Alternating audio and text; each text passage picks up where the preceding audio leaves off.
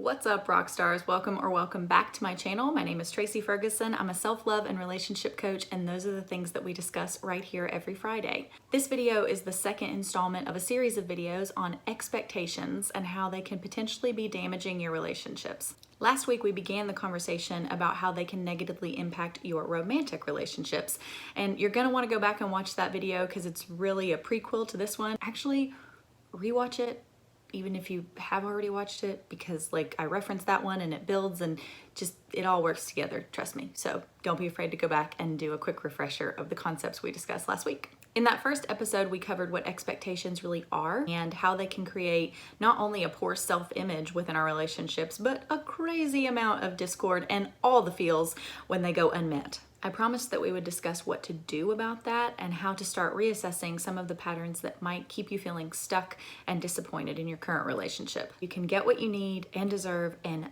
ditch the crystal ball of expectation. So if any of that sounds like it could be helpful, then cozy up and let's dive in.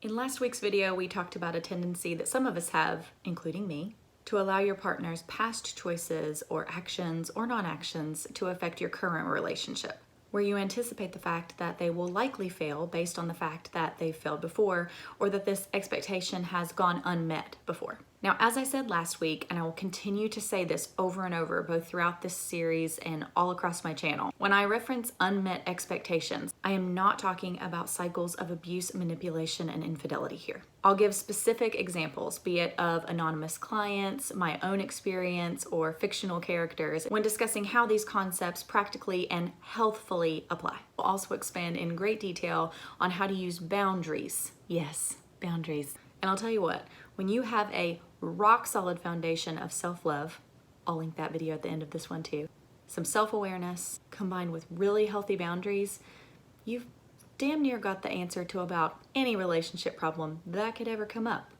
But alas, one step at a time.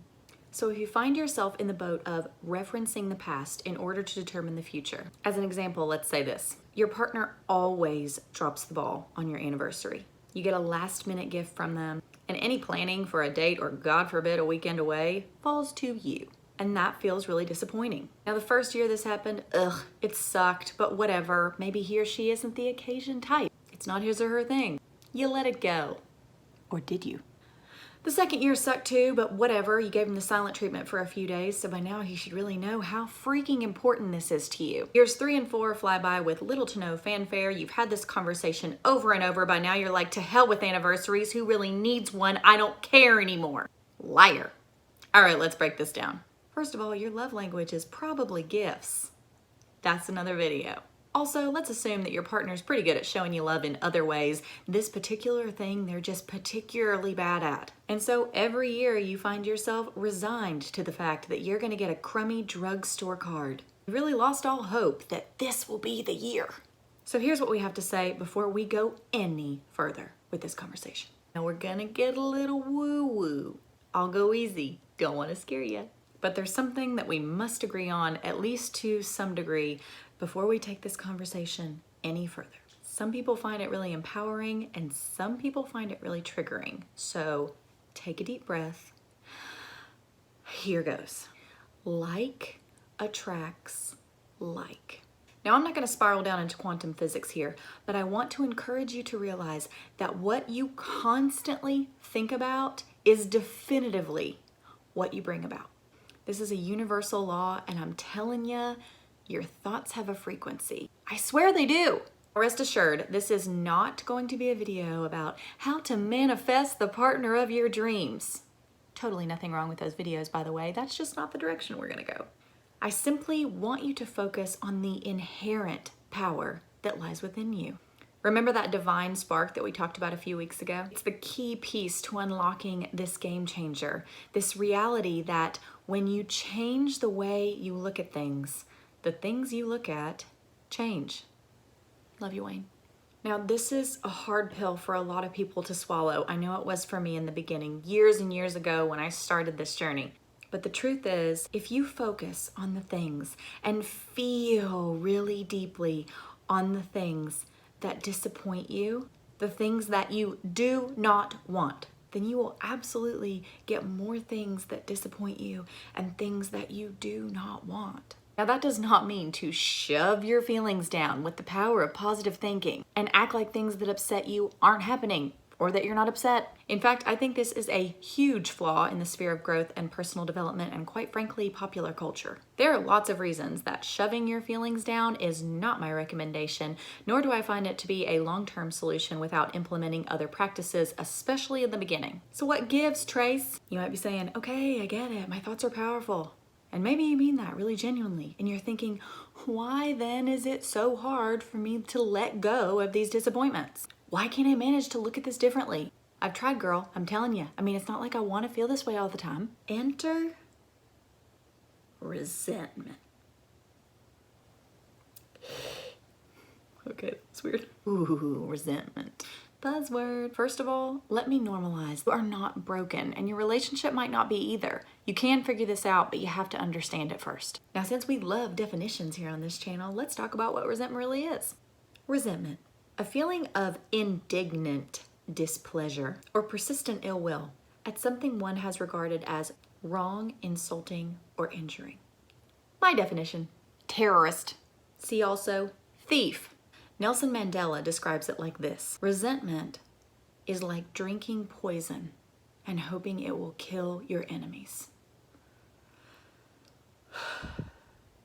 The thing about resentment is that these injuries are very easily used to justify our continued bitterness. Because remember, as we discussed earlier, these disappointments that stack up like little bricks in the walls of our relationship exist on a bit of a spectrum. On one end, we might have, he kissed someone else. And on another end, we might have, he leaves his crap all over the house. Now, obviously, some of these things take very few, if any, repeat offenses to create an underlying resentment. But even those seemingly smaller unmet expectations, if left unaddressed, when add up to a lot. Especially when the unmet expectation is coupled with that really dangerous narrative that we discussed in the last video about our capacity to love and be loved. But maybe you experienced a larger injury, for instance, cheating, and lots of other little unmet expectations that only seem to pour salt into that really, really deep wound. Now, I seem to have fallen into you statements again here, but a friendly reminder that I have experienced all these emotions on a pretty deep level. While my relationship was once filled with what I then considered bigger injuries or larger offenses by my partner, it was those unmet expectations combined with little daily things that I allowed to keep me in a near constant state of disappointment, anger, and suffocating resentment. Don't leave me hanging. Comment below and tell me if you've ever felt some version of this. Seriously, we're all friends here. Now, those of you who are currently suffering with any type of resentment in any type of relationship can tell us that it's not a real fun emotion. For me, at its most intense, it always felt a bit like drowning. And the worst part was that realization that the surface was right there. I could see the sun passing through it and the gentle movement of the water just above my head. Vulnerability alert. In those moments, what felt like, at first glance, anger, but somehow more heartbreaking and gross, I wanted to believe on some level that my partner was there under the water holding me in those feelings with his actions and non-actions. But perhaps the most painfully freeing realization was that there was no one holding me under.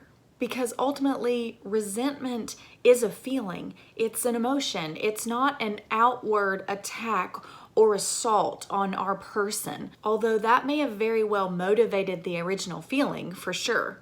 But resentment itself is internal, and no one outside of me, technically speaking, has power over my thoughts and my emotions. Now, hear me when I say that I am not telling you any of this in order to justify your partner's past sins or behaviors. That discussion is coming up very soon. What I do want you to feel is empowerment. I want you to feel empowered by this idea that no one has a say over how you feel. People can have a say over our circumstances or the experiences that we have, but at the end of the day, no one can really get in here. except you and your higher power. And that's really exciting. So what can you do here? Ready for the practical tip? Write down the last several times that you had an expectation of your partner. Whatever you can recall. I expect her not to flirt with other people, or I expect more help around the house. You know there are variations, but write them all down. Then write down if your partner rose to the occasion and met your expectation. If they didn't, then reflect for a moment on how that made you feel. I really need you to feel all the feelings here. Notice if it triggered sadness, anger, loneliness, disappointment, resentment, or all of the above. Then I want you to do something a little bit radical. I want you to ask yourself how you would feel if expectations didn't exist in your relationship. Don't overthink it here. There are still missing pieces to this puzzle. But really, just allow yourself to sit in that for a moment. Look at all the things that expectation sometimes makes you feel, and then feel into how it could feel if they just no longer existed for you and your partner. Simply consider what feelings would have the opportunity to move in if the feeling of resentment wasn't taking up quite so much space. For right now, there's really no additional action required. Simply notice. And remember that when you change the way you look at things, the things you look at will truly begin to change. I promise. So then how do you get what you want? Honestly, if not with expectation. Are you cussing at me yet? I hope you're not. But really, how do you decide if you're being unreasonable or you're just totally in the wrong relationship? Next week's gonna be so good. Thank you so much for watching. Please don't forget to hit like. It really helps the YouTube algorithm when you do. I appreciate it more than words can say. Comment below and let me know what you think about this series and if you're excited for the next installment of Expectations Ruin Everything. It's the title we're sticking with, I think. Thank you so much for hanging out with me, and I will see you in the next video. I'm ready. Hold on. I hear a kid. Oh, they're fighting. I mean, who even likes anniversaries anyway? I mean, I hate presents. Not really. Can you guess what my love language is? Guess. You'll never guess. I don't have a song for this episode. I didn't mean to do that, to like have a song in every video, but just gonna happen. Except this time. Who lives in a pineapple under the sea? Not that one. That's a bad idea. Ow. I am ridiculous.